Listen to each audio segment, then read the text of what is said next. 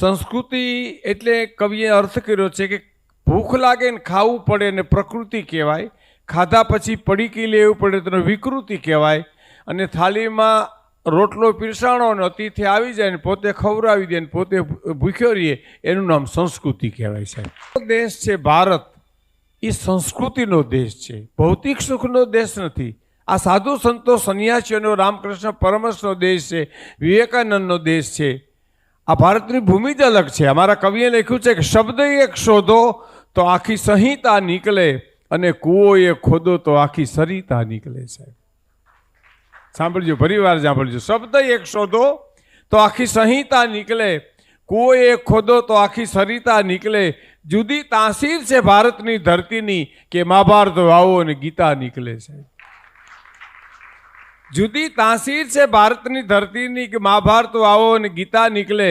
અને હજી ક્યાંક ધબકે છે લક્ષ્મણની રેખાઓ, જ્યાંથી રાવણો બીતા બીતા નીકળે છે. હજી ક્યાંક ધબકે છે લક્ષ્મણની રેખાઓ, જ્યાંથી રાવણો બીતા બીતા નીકળે. અને જનક જેવા આવી અને હળ હાંકે તો હજી આ ધરતીમાંથી સીતા નીકળે છે. જનક જેવા આવી અને હળ હાંકે તો હજી આ ધરતીમાંથી સીતા નીકળે. જુદી તાસીર છે ભારતની ધરતીની કે મહાભારત વાવો અને ગીતા નીકળે છે.